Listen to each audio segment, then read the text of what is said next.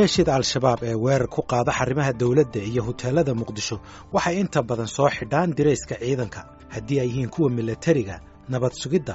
iyo booliiska markii ugu dambaysay al-shabaab ay ku weerar tagaan labiska ciidamada dawladda Soomaaliya waxay ahayd 23 bishii aynu soo dhaafnay ee Febraayo markaasi oo laba weerar ay ka dhaceen magaalada Muqdisho weerarka hore waxa loo adeegsaday qarax baabuur waxaana uu ka dhacay meel u dhow taliska xarunta nabad sugidda weerarka labaadna waxaa loo adeegsaday qarax waxaana daba socday maleeshiyo hubaysan oo isku dayday inay jiraan bar kontarool oo laga gala madaxtooyada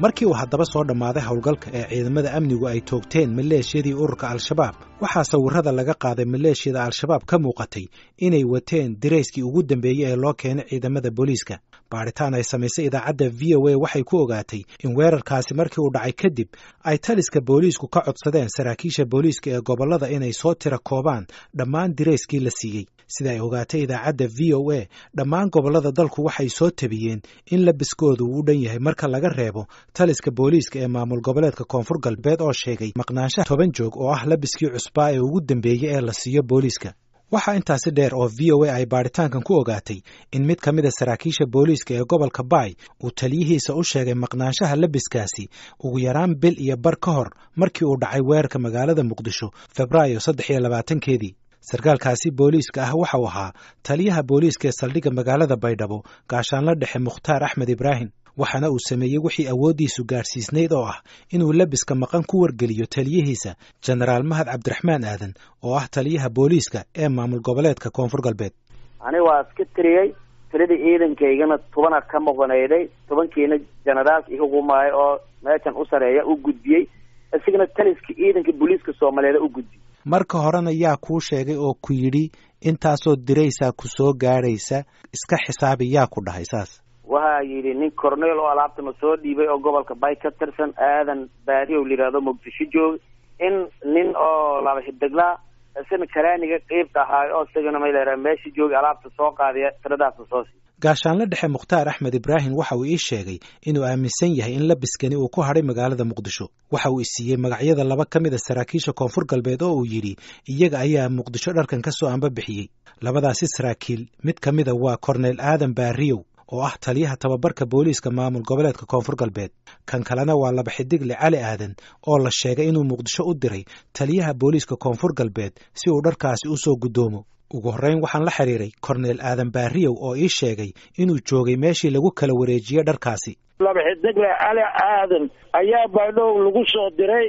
taliyaha qeybta gobolka Baay muxuu Baay Boqol Shabeellada Soomaaliya xukumo oo gaashaanle sare Mahad Cabdiraxmaan Aadan liiraa oo soo dirsaday laba xidigle Cali Aadan alaabta soo qaada liiraan maadaama aniga sarkaalkaas aan ka sareeyo gaashaanle sare ka tirsan qeybta gobolka Baay nahay goobjoogan ka laakiin dharku wax loo tirshay laba xiddiglaas oo Baydhabo lagu soo diray ma garan adu goobjoog maad ka ahayd markii loo tiriyay ha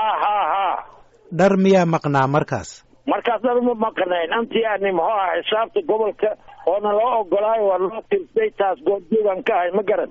waa gartay laakiin saraakiishii oo Baay joogta waan la hadalay iyo Baydhabo waxay dhaheen dharku diyaaradda waxay soo degtay 10 labis iyadoo ka maqan tahay marka dharkaasi meel aan gobolka ahayn bay ku soo hadheen bay dhaheen dharkaas intii aan maalinta dharka marka la tiri maalinta dharka loo tiri sarkaalkaas maalin labaad haddana meesha tagnay markii uu dharka soo qaadanay aniga naftay waxa maqlay isagoo dharaa iga maqan saasuu yidhi waa gartay dharaa iga maqan buu yiri marka aniga ma daba galin birkee sarkaalka maadaama qeybta Baay soo dirsadeen isugunba mas'uulka ahaa dharka isuga loo tirsay xisaabta isuga ahay maalintii aan qaadanay maalin labaad oo diyaaradda la saar rahay dharka isuga ma igu yiri ma dharaa iga maqan marka dharkaasi meel ay ka baxeen cid ka saartay ma ogid adiga waa gartay marka miyaan la isweydiinin oo taliska maadaama saraakiisha ciidanka aad tihiin miyaan la isweydiin oo Generaal Mahad ma isugu keen yeedhay ma la isweydiiyey arrinta maya ilaa hadda lagama wada hadlin maya lisma weydiinin dharkaas yani aniga dharka sarkaala la soo diray xisaabtu sida hayay aniga 100 soo qaad in 500 soo qaad in 1 milyan soo qaad ana maalak shughul sarkaalkii loo soo diray ayaa shaqo ku lahay usiga yani muxuu aha loo tirshay aniga haddii aan mas-uul ka ahay dharka xisaabtiisao dhan aan qaadadi lahay ma garat waxaan dhinaca kale la xiriiray laba xidigle Cali Aadan waxaana uu ka gaabsaday inuu bixiyo waraysi faahfaahsan waxaanse ka soo xiganayaa oo uu yidhi arrimahaasi waa arrimo ciidan waa arrimo booliis afhayeenka booliiska waa joogaa wax aan uga hadlo barnaamijkaasi ma garanayo waxaa kale oo laba xidigle Cali Aadan uu ii sheegay oo uu yidhi waxay u taallaa qofkii aniga wax igu soo eedaynaya inuu warqad ii soo qoro oo uu yidhaahdo waa lagu rabaa barnaamijkaasi waxba kama ogi ciddii dharka soo qaaday iyo ciddii saxeexday waxaas oo dhan qoraal ahaan xafiisyada booliiska ayay yaallaan arrintaas inaan ka hadlo ma doonayo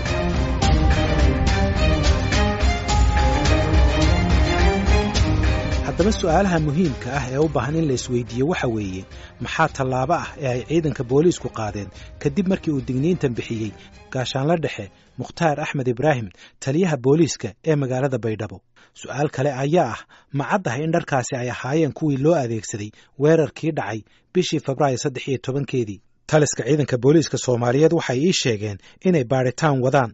welina aysan ka hadli karin xaqiijinta arrintaasi haddii ay dharkaasi yihiin kuwii loo adeegsaday weerarka iyo in kale waxaase xogta aan ogaaday aan hordhigay taliyaha booliiska Soomaaliya Generaal Bashiir Cabdi Maxamed oo aan arrintan wax ka weydiiyey nimankii shabaab ahaa ee soo weeraray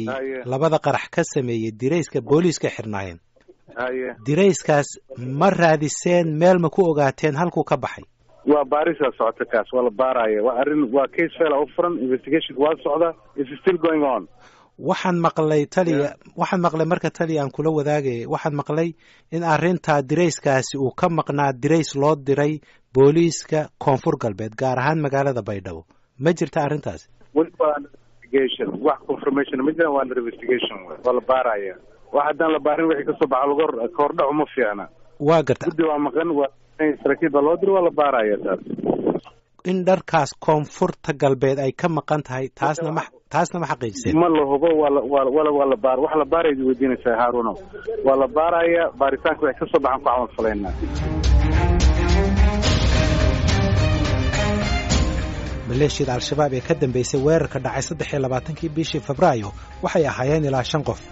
taasina waxay ka dhigan tahay in weli al-shabaab ay haystaan ugu yaraan ilaa 5 joog waa haddii ay dhab tahay in 10 joog ee ka maqan ciidamada booliiska ee koonfur galbeed ay u gacan galeen al-shabaab laakiin gaashaanla dhexe Mukhtaar Axmed Ibraahim caad kama saarna waxa loo baahan yahay in lagu dhaqaaqo iyo tallaabada ay tahay in la sameeyo waxa uu leeyahay waa in laga ilaaliyaa dharka ciidanka gacmaha kooxaha dadka baabi'inaya in nimankan dhaqanwadayaasha si fudud diriiska ciidamada dawladda Soomaaliya laga celiyo si fudud ku gaarin oo ninkaas shaqadiisa hadinamo iyo nidaam iyo meelaha karaamad in ku shaqeeyo nimankan dhawaatada wado diriiskan si fudud in ku gaarna kulay ugu sheegi lahaa ugu digi lahaa maxaa dhiboo ka iman kara nimankaas haddii dirayska ciidanka ay mar walba helaan kulay tan hadda ku sameeyno oo kale u fududaanaysa shaqada dhawaatada iyaga wadana u fududaanaysa gaashaanla dhexe Mukhtaar Axmed Ibraahim waxa uu doonayaa in baaritaankan laga gungaaro intaasi ka sokowna waxa uu weli dawladda Soomaaliya ka sugayaa inay soo arad bixiso 10 askari ee kamid ah ciidankiisa ee ay ka maqan yihiin 10 joog ee maqan waxaan waqti geliyay inaan la sheekaysto qaar kamid ah askarta dawladda ee ka soo kala jeeda qaybaha kala duwan ee ciidanka balse aan wax uga ogaado labiska iyo sida uu ku baxo ee ugu gacan galo kooxaha xag jirka ah